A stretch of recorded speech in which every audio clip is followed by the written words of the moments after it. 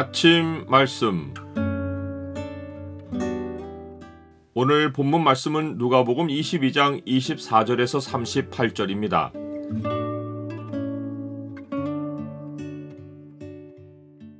주의 말씀을 받을 때 영원한 나라를 마음에 두라. 오늘 본문을 죄의 창으로 보면 영원한 나라에 대한 안목이 없을 때 어떤 현상이 벌어지는지가 보입니다. 죄의 창을 보여주는 구절은 22장 24절입니다. 또 그들 사이에 그중 누가 크냐 하는 다툼이 난지라. 예수님은 제자들과 유월절 예식을 가지며 이 유월절이 하나님의 나라에서 이루기까지 다시 먹지 아니하리라 라고 하십니다. 예수님은 천국에서 가질 혼인잔치를 내다보고 이 말씀을 하신 것입니다. 유월절이 하나님 나라에서 이루어진다는 말씀은 출애굽 사건을 떠올리게 합니다. 이스라엘 백성은 유월절 어린 양의 피를 문 임방과 좌우 문설주에 바르고 집 안에서는 어린 양의 고기를 먹었습니다. 애굽 전역에 죽음이 닥치던 그 밤에 이스라엘 백성은 구원을 얻고 애굽 사람들의 재촉으로 급히 애굽을 떠났습니다. 그들은 애굽 땅에서 나온 다음의 첫째 달에 두 번째 유월절을 지켰습니다. 이 두 번째 유월절은 온전히 구원받은 백성으로서 하나님이 통치하시는 나라에서 지킨 것입니다. 이것은 천국에서 벌어질 혼인잔치의 예표입니다.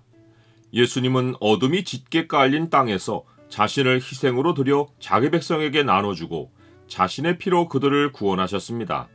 유월절 어린 양이신 예수님의 희생은 마침내 천국 혼인잔치에서 온전히 이루어져 모든 구원받은 하나님 백성이 두 번째 유월절을 천국에서 가지며 어린 양의 혼인잔치에서 찬양하고 기뻐할 것입니다. 예수님의 제자들은 이러한 영적 안목을 갖지 못하였기에 이 유월절이 하나님의 나라에서 이루기까지 다시 먹지 아니하리라 라고 하신 예수님의 말씀을 혁명의 관점으로 이해합니다. 그들은 예수님이 유대민족을 로마에서 해방하고 하나님 나라를 세우면 다시 유월절을 지키겠다고 하신 뜻으로 받아들였기에 예수님이 왕으로 등극하실 하나님 나라를 기대하며 누가 크냐 하는 다툼을 벌입니다. 예수님은 그들의 한심함을 탓하기보다 하나님 나라의 운영체제를 알려주며 섬기는 자가 큰 자일 것이고 자기도 섬기는 자로 그들 중에 있다고 하십니다. 또한 예수님은 제자들이 지금까지 모든 시험 중에 항상 자기와 함께했다는 사실을 인정하십니다.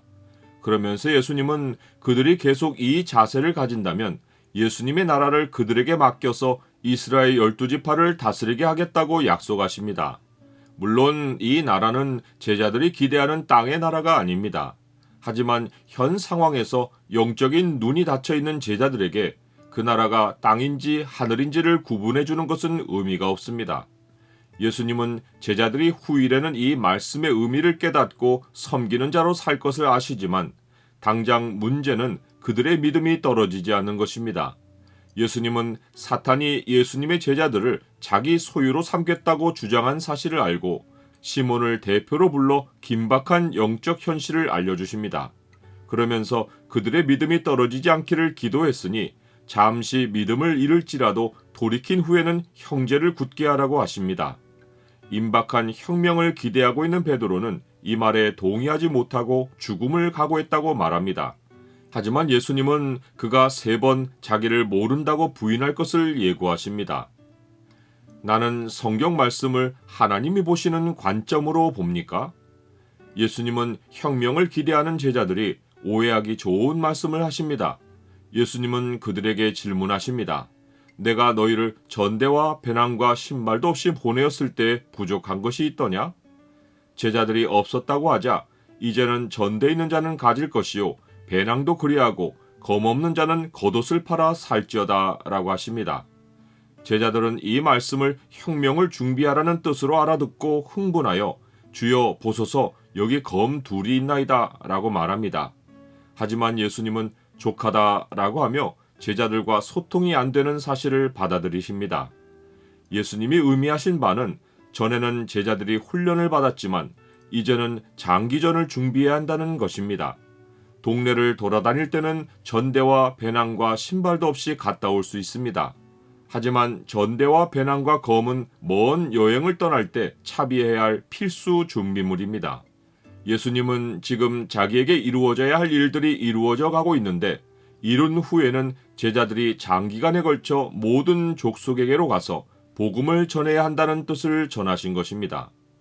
예수님을 3년이나 따랐던 제자들도 육신의 안목만 가질 때는 자기 영광을 구하고 말씀을 자기 생각으로 해석하는 한계 안에 있습니다. 그러나 그들이 하나님의 영을 받은 후에는 하나님의 사정을 깨닫고 하나님의 뜻을 따라 순교하기까지 순종의 삶을 살았습니다. 예수님을 따르는 사람이 근본적으로 변하는 것은 성령님의 내주로 인해서입니다. 육에 속한 사람은 하나님의 성령의 일들을 받지 아니하나니 이는 그것들이 그에게는 어리석게 보이며 또 그는 그것들을 알 수도 없나니 그러한 일은 영적으로 분별되기 때문이라.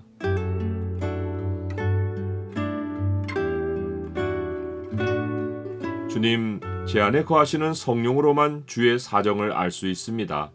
제 생각과 길을 버리고 성령의 충만함을 받게 하옵소서.